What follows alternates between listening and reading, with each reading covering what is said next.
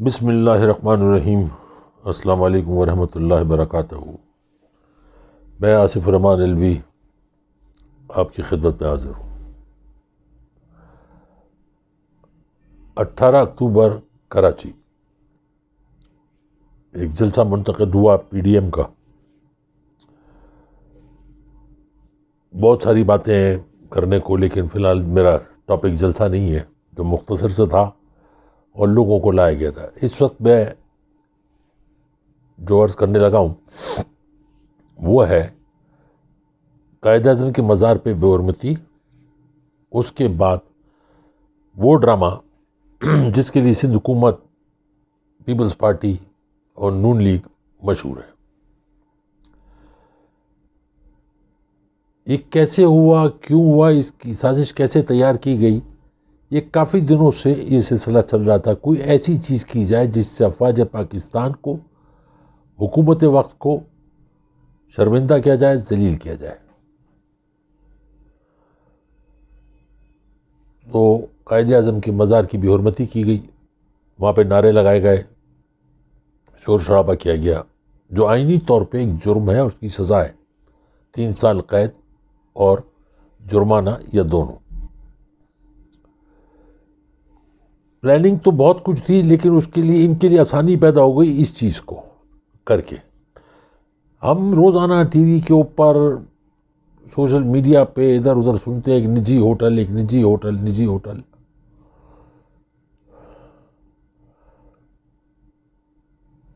نجی ہوٹل شاید ہوٹل کا نام اس لیے نہیں بتایا جاتا کہ اس کی بدنامی ہوگی، لیکن یہ نجی ہوٹل جو تھا آواری ہوٹل تھا،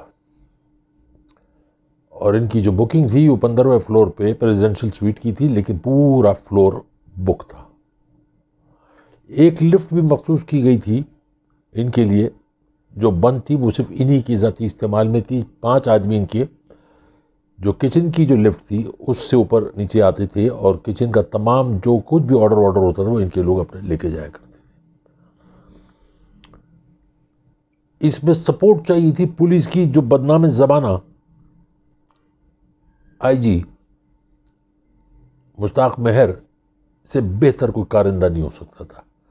یہ بھی سارا ڈرامہ تیار کر لیا گیا تھا کہ اس کے بعد جو کچھ اس کے سائیڈ ایفیکٹس ہوں گے اس میں تم لوگوں نے مرچیں ڈالنی ہے، تیل ڈالنا ہے اور استعفے دے دینے ہیں، چھٹیوں پہ جانے کی بات کرنی، تاکہ ہم حکومت کو اور فوج کو انڈر پریشر لائیں۔ یہ ساری چیزیں پہلے سے تیار تھیں۔ خیر، اس کے بعد یہ ہوا کہ یہ حادثہ ہوا جناب بابا قوم کے مزار پہ، قائد اعظم محمد علی جناح کی آرام گاہ میں۔ اس کے بعد لوگوں نے پریشرائز کیا کہ ایف آئی آر کاٹو۔ یہ بات سب کو پتہ ہے، میں پھر بھی بتاتا چلوں کہ ایف آئی آر پہ آئی جی کے سگنیچرز نہیں ہوتے، یہ ایک مجسٹریٹ کے ہوتے ہیں۔ یہ بھی شور مچایا گیا کہ جی رینجرز والے گئے، دروازہ توڑا اور وہاں سے لایا گیا۔ تو میں یہ بھی بات کلیئر کر دوں، کوئی دروازہ نہیں توڑا گیا اور وہاں سے نہیں لایا گیا۔ وہ جو پنجاب کے ایک وزیر اطلاعات ہیں، انہوں نے مذاقاً ایک بات کہی تھی کہ وہ اپنے کمرے میں تھی چوہان صاحب نے، لیکن وہ سچ ہے، حقیقت ہے۔ پریزیڈنشل سویٹ میں جانے کی اس کی اوقات نہیں تھی، صفدر کی اس کے لیے دوسرا کمرہ، پورا فلور بک تھا، یہ میں بتاتا چلوں۔ خیر جی، صبح 1:30-2 بجے میٹنگ بیٹھی اور یہ فیصلہ کیا گیا کہ اس کو پائے تکمیل تک پہنچایا جائے۔ 5:00 پہ پولیس وہاں پہنچی۔ نیچے سے ہوٹل کی مینجمنٹ نے اوپر فون کیا اور کہا کہ آپ کو پولیس لینے آئی، اور انہوں نے کہا پولیس کو کہیں کہ آدھا گھنٹہ رکے، میں تیار ہو کے نیچے آتا ہوں۔ پولیس نیچے بیٹھ گئی۔ اس دوران میں کوئی لگی چپٹی نہیں سنا رہا ہوں میں، بالکل سچ۔ اس دوران میں جو ان کے پاس اوپر آلریڈی ایک کیمرہ مین تھا، لائٹ مین تھا، ان کو تیار کیا گیا، انہوں نے اپنی پوری وائرنگ کرا کے تیار ہوئے، اور آدھے گھنٹے بعد واپس فون کر کے نیچے کہا جاتا ہے کہ جی پولیس کو اوپر بھیج دیں۔ جس مینیجر نے پوچھا کہ جی آپ تو خود نیچے آ رہے، بولے نہیں ان کو اوپر بھیج دیں۔ اس پورے دوران، اس پورے سناریو میں مریم کا کہیں وجود نہیں ہے۔ مریم اپنے کمرے میں خواب لے کے نیند میں مست تھیں. یہ سارا کام جو ہو رہا تھا یہ کچھ اور تھا. پولیس اوپر جاتی ہے, عزت سے ان کو لیتی ہے, یہ آتے ہیں, لیکن وہ جو لیچ دکھایا ہے ٹی وی میں بار بار ٹوٹا ہوا, وہ لیچ آلریڈی وہاں پڑا ہوا تھا, مریم کے کمرے کے سامنے پڑا ہوا تھا جو دوسرے کمرے کا لیچ تھا, اور وہ وہاں پڑا تھا. مریم کا کمرہ دروازہ بند تھا اور وہ اندر تھی. وہ فون کے اوپر تھی سندھ حکومت کے مراد علی شاہ اور آدھے ادھورے بلاول کے ساتھ. یہ سارا ڈرامہ رچایا گیا. اس کو ہیڈ لائن دینی تھی, اس کو بریکنگ نیوز بنانی تھی, تو بریکنگ نیوز کے لیے انہوں نے بدنام زمانہ لفافہ حامد میر کی خدمت لی, اور حامد میر کے ذریعے یہ خبر جو تھی بریک کرائی گئی. لازمی بات ہے, ہندوستان کا جو ایک چینل ہے جو ہمارے ملک میں بدنصیبی سے کام کر رہا ہے, جیو, اس کے ذریعے. یہ تو سارا ڈرامہ ہو گیا. صبح تک خبر آئی کہ جی مشتاق مہر, اس کے کرتوت میں بھی آپ کو بتاتا ہوں کتنا بدنام اور کتنا بد کردار پولیس والا ہے وہ, کہ اس کے خلاف عدالتوں میں کیس ہے, اس کے خلاف عدالتوں سے فیصلہ آیا ہوا ہے, لیکن مجھے نہیں سمجھ میں آتا واللہ علم بالصواب وفاق نے اس کو کیوں آئی جی بنا کے وہاں بھیجا. اس وقت جو سب سے زیادہ تکلیف ہے, جو کمیٹی انہوں نے بنائی ہے سندھ حکومت نے, اس کا ہیڈ رکھا ہے سعید غنی کو, منشیات فروش کو, اور یہ آئی جی مشتاق مہر اس کی ریڑھ کی ہڈی ہے اس کے کاروبار کی. آپ دیکھیے جب سے مشتاق مہر وہاں آیا ہے, سعید غنی کے کاروبار بھی چمک رہا ہے. کسی منشیات کے اڈے پہ چھاپا نہیں پڑا, کسی اسلحہ بیچنے والے کو نہیں پکڑا گیا. کیوں کہ یہ آئی جی مشتاق مہر اسلحہ کی ترسیل پورے سندھ میں اور منشیات پورے کراچی اور سندھ میں اس کی سپورٹ ہے. کوئی پولیس والا اس اڈے پہ چھاپا نہیں مار سکتا جس کا لنک سعید غنی سے ہو. ہاں, دوسرا کوئی اگر چوری چھپے کر رہا تو وہ گرفتار بھی ہو جاتا ہے اور اس کو سزا بھی ہو جاتی ہے. یہ وہی مشتاق مہر ہے جس کے بارے میں مشہور تھا کہ یہ 40 ارب روپے کی جو کرپشن ہوئی ہے سندھ گورنمنٹ میں, اس میں یہ ملوث تھا اور ان کا پورا سپورٹر تھا.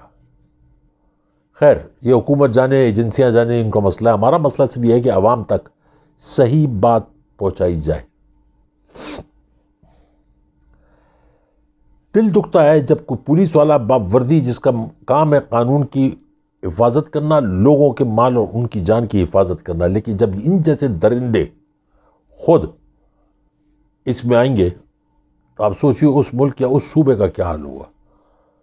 صبح اٹھ کے طوفان مچایا گیا, فلاں کیا گیا. 11:30 بجے چیف آف آرمی اسٹاف نے, جنرل باجوہ نے یہ آرڈر کر دیا تھا کہ انکوائری کرو, لیکن عوام کو دکھانے کے لیے کہ آدھا ادھورا ایک نامکمل بلاول جو ہے کتنا پاورفل ہے کہ اس نے چیف کو کہا, بھی چیف نے اس کو فون کیا, اس کو بھی غلط اس میں ڈالا گیا. چیف کو ویسے اس کو فون کرنا نہیں چاہیے تھا.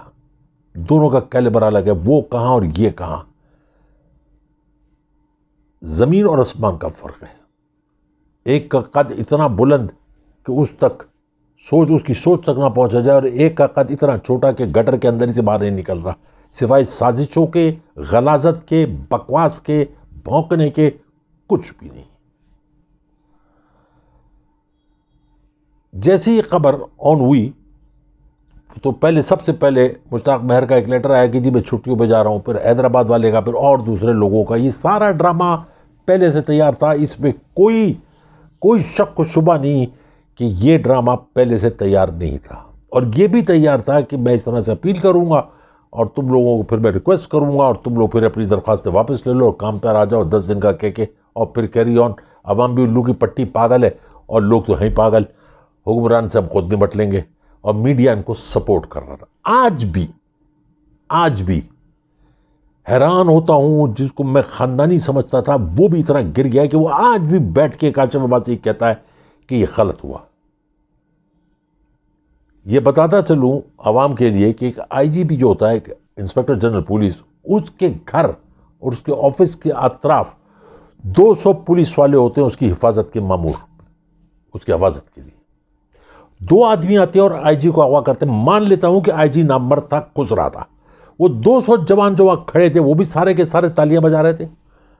کسی نے رکاوٹ نہیں ڈالی, کسی نے نہیں روکا. 2 لوگوں کو نہیں روک سکے. قوم کی کیا حفاظت کرو گے؟ یہ بھی ایک بہت بڑا ڈرامہ تھا. کسی رینجرز والے نے, کسی نے ان کو نہیں بلایا, نہ کوئی بات ہوئی. یہ سارا اتنا بہترین اسکرپٹڈ پلے تھا جس کے پر انہوں نے کام کیا, لیکن جو اب فلاپ ہو گیا. یہ میرا ملک جو ہے نا, آج کل بیمار رہتا ہوں, یہ میرا ملک جو ہے بڑی مشکلوں سے ملا ہے. میں تو پاکستان میں پیدا ہوا, میرے باپ نے دیکھا, خون بہتا دیکھا, عزتیں لٹتی دیکھی. پتہ نہیں کتنے لوگ اپنے پیاروں سے بچھڑ گئے, پر ان کنجروں کو, ان بغیرتوں کو کوئی شرم, کوئی حیا, کوئی تھوڑی سی بھی غیرت نہیں ہے کہ سب کچھ کرو, ملک کے خلاف غداری مت کرو, ملک کے خلاف بغاوت نہیں کرو. میں اور پاکستان ساتھ ساتھ جوان ہوئے. میں نے پاکستان کی وہ جوانی بھی دیکھی جس پہ ہمیں فخر ہوتا تھا. ہم جب بیرون ملک ہوتے تھے, لوگ اشارہ کرتے تھے کہ یہ ہے وہ آدمی جو پاکستان سے ہے, پاکستان کی طرح خوبصورت انسان. آج ہندوستان اور دوسرے ممالک جشن مناتے ہیں, ہماری غلاظت سے ہم کو ہی بھگوتے ہیں. سندھی کارڈ, پنجابی کارڈ, وہ پشتون کارڈ, بلوچی کارڈ, کلمے کا کارڈ کوئی نہیں کھیلتا, اللہ رسول کا کارڈ کوئی نہیں کھیلتا, پاکستان کا کارڈ کوئی نہیں کھیلتا. مجھے نہیں معلوم ابھی اور کتنے دن مجھ کو یہ سب دکھ دیکھنا پڑے گا, مگر اللہ سے دعا کرتا ہوں, یا اللہ اتنی مہلت ضرور دے کہ میں اپنی آنکھوں سے ان سب کو رسوا ہوتے ہوئے دیکھ لوں, تاکہ قبر میں چین کی نیند سوؤں کہ ہاں میرا ملک اب میرے بچوں کے حوالے ہے, اس جوان نسل کے حوالے ہے جو اس کی بہت اچھی طرح حفاظت کر سکتے ہیں.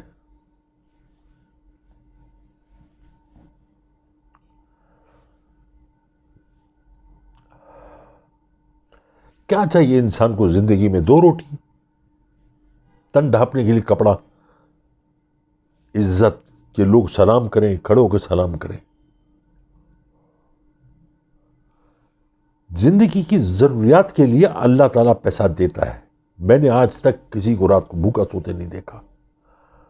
شاید عیاشی کے لیے پیسہ نہ ملتا ہو, لیکن آپ لوگوں کو عیاشی کے لیے پیسہ چاہیے. اتنی حرام دولت کٹھی کر لی ہے کہ اس کو بچانے کے لیے اگر ملک داؤں پہ لگتا ہے تو لگا دو. ہمارا ملک تو وہ ہے جو ہماری دولت ہے, ہمارا ملک تو وہ ہے جو ہمارے بچے ہیں. کتا کہیں چلا جائے اس کو کتا ہی کہیں گے. آپ برٹش پاسپورٹ لے لو, امریکن پاسپورٹ لے لو, کینیڈین پاسپورٹ لے لو, you will still be the second class citizen. یہ وہ نہیں ہوگا کہ آپ کی عزت ہوگی, کوئی عزت نہیں ہوگی. جب موت کے قریب ہوں گے اس سے پہلے تم کو اندر سے جو چیزیں جھنجھوڑیں گی تم سوچ بھی نہیں سکتے ہو کہ تم کو کیا جھنجھوڑ گی. میں صرف یہ سوچتا ہوں کہ کیا یہ لوگ اسی ملک میں ڈرامے کرنے کے لیے پیدا ہوئے؟ ایک غدار ملک سے باہر جا کے بیٹھ گیا بیماری کا بہانہ بنا کے, اس کی غدار اولاد باہر, اس کی دولت باہر, اس کے دوسرے رشتہ دار باہر. بیٹی کا اصلی ذکر نہیں کروں گا کہ خود اس کو چھوڑ کے ہی ہے. اس کی نظر میں بیٹی اسی دن مر گئی تھی جس دن اس نے کیپٹن صفدر سے بیاہ کیا تھا. تو اب مر جائے تو کیا فرق پڑتا ہے؟ کیپٹن صفدر کو اتنی آپ لوگوں نے شہرت دی, اتنا اس کی اوقات کیا، اس کی ٹکے کی اوقات نہیں. جہاز میں دیکھ لو نا، اس کی بیوی کا کیک کٹا، اس نے اس چڑیل کے منہ میں کیک ڈال دیا، بل بتوڑی کے منہ میں. جو برابر میں بیٹھا تھا غلام، ڈرائیور، سیکیورٹی گارڈ کم چور، اس کے منہ میں کیک نہیں ڈالا. مجبوراً اس کو وہاں بیٹھنا پڑا دنیا کو دکھانے کے لیے. اس عورت نے بھی اس لیے برداشت کیا اس بدبو کو کہ پیچھے بہت سارے لوگ ہیں دیکھیں گے. اس کی جس کی کوئی اوقات اپنے گھر میں نہیں، اس کو آپ لوگ اتنے وہ دے رہے ہیں. اس کا ذکر کرنے سے بہتر تھا کہ آپ قائد اعظم محمد علی جناح کے مزار کی بات کرتے ہیں.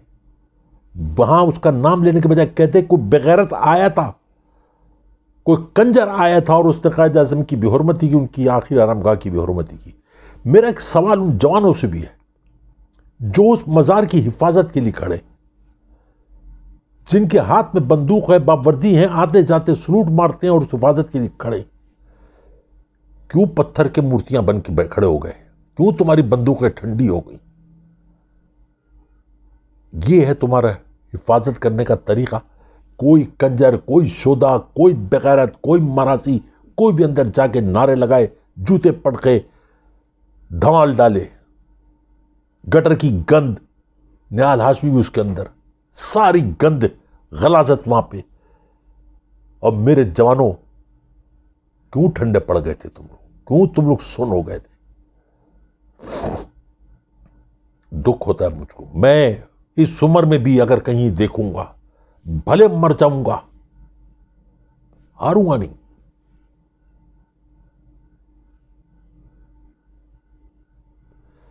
آخری دم تک، آخری سانس تک میں اس ملک کا دفاع کروں گا.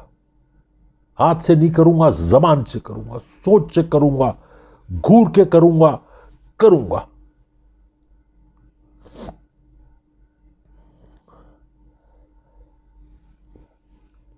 ان ملکوں کو دیکھو جن کی کوئی پہچان نہیں ہے، ان لوگوں سے ملو. ان لوگوں کو دیکھو جن کی کوئی پہچان نہیں، جن کا کوئی ملک نہیں. تم تو خوش نصیب ہو کہ اس ملک میں پیدا ہوئے. ملک بد نصیب ہے کہ تم جیسے کنجر اس ملک میں پیدا ہو گئے. کاش تمہاری مائیں تم کو پیدا ہوتے ہی گلا گھوڑ دیتی، مار دیتی کہ یہ حرام کے جنے اس ملک میں نہیں آئیں گے. رہیں گے. باتیں کرتے ہیں بڑی بڑی، لیکن سب بازار حسن کی پیداوار ہیں. کسی کو مندر کی سیڑھی سے اٹھایا گیا، کسی کو کوٹھے کی سیڑھی سے اٹھایا گیا، کسی کو کچرا کنڈی سے اٹھایا گیا. ایک گوشت کے لوتھڑے کو اس ملک میں بسایا گیا، اور آج اس ملک کو نوچ رہے ہو تم لوگ. میں الفیہ کہتا ہوں اللہ کو حاضر ناظر جان کے کہ تم اس ملک کا بال بیگا نہیں کر سکتے، بال بیگا نہیں کر سکتے. اور تم لوگوں کے ساتھ تو جو ہوگا وہ تو دنیا دیکھے گی. میرا اللہ بہت بڑا ہے. اس دعا کے ساتھ کہ اللہ میرے ملک کی حفاظت کرنا، ان دشمنوں سے بچانا، میں اب بچوں کی طرف آتا ہوں. ان بچوں کی طرف جو میرے ایمان کا حصہ ہیں، میرے یقین کا حصہ ہیں، میری سوچ کا حصہ ہیں کہ اس ملک کو یہ بچے بچائیں گے. امید کرتا ہوں کہ میں کہیں غلط نہیں ثابت ہوں، اور اگر میں کہیں غلط ثابت ہوں تو یا اللہ اس سے پہلے مجھے اٹھا لینا. بہت سارا پیار، بہت ساری دعائیں آپ سب کے لیے. میں انشاءاللہ پھر حاضر ہوں گا. السلام علیکم ورحمۃ اللہ وبرکاتہ.